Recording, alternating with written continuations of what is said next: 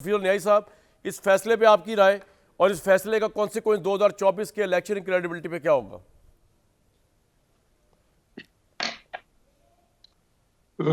Kamran sir भट्टी साहब ने जो कुछ फरमाया है वो तो ज़ाहिर है मैं उनका बड़े रिस्पेक्ट करते एहतराम करता हूँ, लेकिन वो आपके शो के साथ जो उन्होंने कहा वो कितना कंपेटेबल है, जो मैं कहूँगा कितना कंपेटेबल है, उसमें जाए बगैर मैं सिर्फ इसलिए कि उन्होंने उनकी बातें बड़ी गौर से सुनी जाती हैं और एक इंसानों का हजूम है जो कि इन्हीं बातों को सुन के मेरा ख्याल में उनके पास अब और इसके अलावा ख्वाबावर गोलियों के अलावा यही चीज रह गई कि भट्टी साहब जैसे और इस तरह ऐसी बातें सुने जिससे उनको ज़हनी सुकून मिले, आसूदगी मिले। केस था क्या? केस सुप्रीम कोर्ट ने एक ही केस सुना है और केस ये तहरीक इंसाफ की अपनी दरख्वास्त पर सुना गया कि हमारे इंट्रा पार्टी इलेक्शन जो है वो सही हुए हैं और इसको गलत तरीके से पोर्ट्रे किया गया है या हमें सिंबल मिलना चाहिए और हम इलेक्शन कराएं। ये हमें दो बातों को गलत जो अलग करना पड़ेगा कि पेशावर हाई कोर्ट में ये केस नहीं था। पेशावर हाई कोर्ट में ये केस था कि इलेक्शन कमीशन ने हमें पॉलिटिकल पार्टी को सिंबल से महरूम कर दिया है। उन्होंने बड़ा अच्छा फैसला दिया, बिल्कुल मुनासिब दिया। उन्होंने कहा जी बिल्कुल नहीं करना चाहिए। उन्होंने कहा जी 15 मिनट के अंदर इनका सिंबल लगा दें पॉलिटिकल पार्टी का। अच्छा, इलेक्शन कमीशन जो है ये भी इनको भट्टी साहब को मैं अर्ज कर दूं कि ये आईन के अंदर election commission the regulatory body of all the political parties. अब आ जाए सुप्रीम कोर्ट में केस आया तो मेरा ख्याल है कि हामिद खान साहब से ज्यादा ना को क्रेडिबल वकील है। मैं तो खैर उनका मेरे तो आइडियल है। मैं कहता हूँ अगर मैं कोई अपने आप को कोई किसी पर्सनैलिटी के रूप में था कर देखना चाहता हूँ ना कि एज ए ह्यूमन बीइंग या एज ए जेंटलमैन या as a professional passionate professional मैं हामिद खान साहब के रूप में अपने आप को देखना जो है मेरी ख्वाहिश होगी।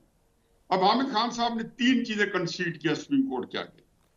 पहली बात यह है कि जी अकबर बाबर जो है बानी रुकन है, वो इसलिए है कि हामिद खान साहब वहां पे वाहिद अथॉरिटी खड़े थे। ठीक, बाकी जितने बंदे खड़े थे उनसे पूछा कि आपकी क्या एज है। अगर न्याई साहब अगर आप थोड़ा मौका दें, मैं ये कह रहा हूँ ओवरऑल जो इसका परसेप्शन है सुप्रीम कोर्ट के बारे में, आपके ख्याल में वो सही है? इसे सुप्रीम कोर्ट पे हमला किया जा रहा है, जैसे जैसा पे हमला किया जा रहा है इस फैसले को लेकर, जैसा कहा जा रहा है कि ये प्लीज ये बात क्लैरिफाई करने दें। जी जी जी इतना कंफ्यूजन और ओके सर, ओके ऐसा हंगामा में आ रहा है कि हम अकल की बात करते हैं। ठीक है सर, प्लीज बताएं उसकी क्लैरिटी के साथ कि हामिद खान ने कहा है कि जी अकबर बाबर पार्टी मेंबर है और पार्टी मेंबर ही नहीं कर सकता है। अगर मुस्लिम यूनियन ने गलत कराया है उनका भी केस होना चाहिए, किसी और ने कराया होना चाहिए और लेके जाए।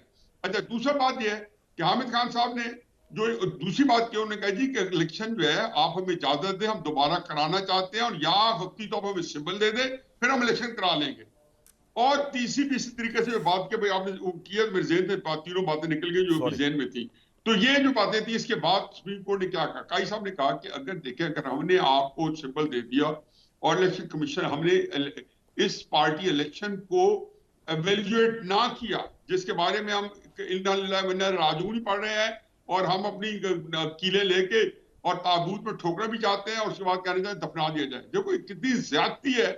एक बंदे ने लाइव शो करा के मुझे यकीन मानो कि मेरा ख्याल है कि हम सब लोगों ने सुनी होगी, जिन्होंने नहीं सुनी वो बदकिस्मत लोग हैं कि जिन्होंने प्रोसीडिंग नहीं सुनी और बिल्कुल एक सामने आ रही है और एक चीज बार बार उन्होंने एक एक चीज को तफसील से डिस्कस किया है। साहब जो इमरान खान कह रहे हैं कि बदला लिया है चीफ जस्टिस ने गुस्से में आके, आपके ख्याल में ये बात हकायक से बरक्स है? आप ये कह रहे हैं? देखिए बरक्स की क्या, मुझे बताएं कि पहले में बताएं कि केस मेरिट पे डिस्कशन में नहीं आया तो वो चीज पॉइंट आउट करनी चाहिए। जैसे मैं कहता था और मैं इसको 4-5 साल कहता रहा हूं कि जो निजाम अदल इमरान नवाज शरीफ को मिल रहा है या इसाक डार को मिल रहा है वो आर्टिकल 10A की धजी उड़ा के मिला। मैं कहता था शर्म जायज है उससे भागना। और फिर मैं आपको मिसाल देता हूं, मैं मॉनिटरिंग जज की मिसाल दे दूंगा, मैं व्हाट्सएप कॉल की मिसाल दे दूंगा, मैं GIT की मिसाल दे दूंगा। वो कौन सी चीज है साहब? अब मुझे ये बताएं कि ये इलेक्शन जो है इसकी कामरान मुझे जी सर कंप्लीट कर लें। मैं आपके जी सर कर रहे हैं कि मुझे एक बात जो है यहाँ के मैं अपील कर लूं तो ये एक नैरेटिव है कि मैं चाहता हूं कि एक चीज का क्लियर हो जाए। ठीक। अब इसके अंदर जब उनसे पूछा गया कि जी ये गौर साहब आपके कब से है तहरीक इंसाफ में, उन्होंने कहा जी 1.5 साल। जी अली जफर साहब आप कब आए? जी मुझे 3 साल 4 साल हुए। अब हामिद खान साहब आए थे जो तहरीक इंसाफ के पहले इलेक्टेड सीनियर वाइस प्रेसिडेंट थे, जो शाह महमूद कुरैशी के बाद उसके बाद पोजीशन थी। ठीक। वो कह रहे थे कि इलेक्शन जो हम बाद में कराते हैं, तहरीक इंसाफ बंदा बंदा जानता है कि जो है जो इलेक्शन जो फ्रॉडुलेंट थे। मैं कहता हूं मुस्लिम लीग के भी थे, पीपल्स पार्टी के भी थे, फजल रहमान साहब भी थे, जमात इस्लामी के सबके फ्रॉडुलेंट से। मैं बार बार कहता हूं तो जाए ना उनके पीछे। अगर सुप्रीम कोर्ट ना सुने, आप इंट्रा पार्टी फंडिंग केस थे 2014 में हुआ और 2019 में वो ख्याल है कि मुस्लिम लीग ने भी फ्रॉडुलेंट इलेक्शन कराए।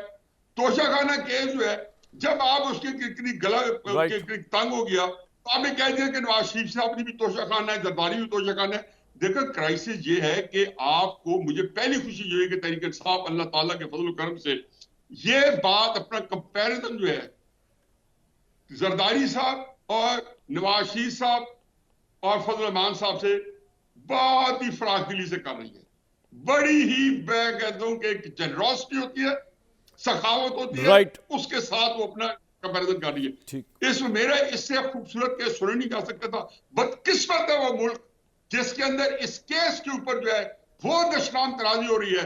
और तकलीफ दे बात है कि जो लोग सोशल मीडिया चला रहे हैं ये इतने बदनीयत हो सकते हैं, इतने जाहिल हो सकते हैं। एक बात तो है ना, या वो जानते हैं बदनीति है और अपनी उस बदनीति के शर को आम कर रहे हैं, या वो जाहिल है। देखो मेरिट पे कहेगी नहीं काई साहब ने यहाँ गलती की है, ये नहीं करना चाहिए। बिल्कुल ठीक है जी, अब एक आपका ये पॉइंट आ गया सर। उसका काजी साहब का बैकग्राउंड सबके सामने है ना, तो वो किया है किसी बाबा रहमदे बन के किसी का इलेक्शन की कैंपेन करने की, शेख रशीद की, कि याद बताइए किसी जगह पे आप 4 साल इमरान खान साहब के केसेस इसलिए अलग करके सर आपका दामाद जो था वो चीफ जस्टिस था सुप्रीम कोर्ट का, और इमरान खान साहब के केसेस नहीं सुने जा सकते थे, कई फैसले थे, और अभी भी वो अलग कर ले। क्यों? ये हमने तय किया कि इनको गुस्सा है और कुरान ने कहा है कि जब गुस्से में हो तो लोगों को इंसाफ ना करो। दोनों चीजें जो है पहले तय करें, असरटेन करें कि वाकई काजी साहब गुस्से में थे। जिस भले मानस तरीके से जो बदतमीजी के साथ की गई, एक बंदे को चुसा दिया, और मैं हकीकत बताऊं ये सब कुछ ऑर्केस्ट्रेटेड था, रोल डिवाइडेड थे।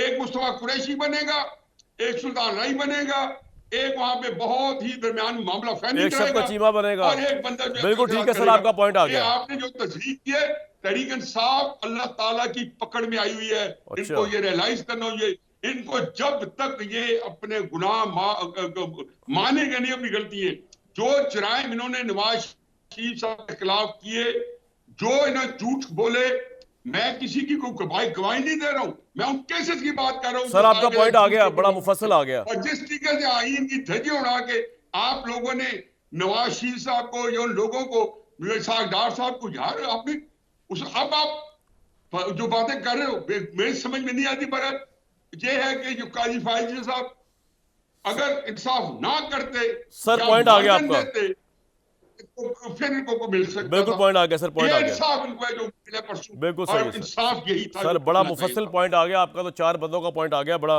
अल्लाह ताला की पकड़ भी आप कह रहे हैं, पीटीआई आई हुई, मुस्लिम लीग नून को मुबारकबाद भी हो कि नवाज शरीफ के साथ जो ज्यादती हुई वो हो गई।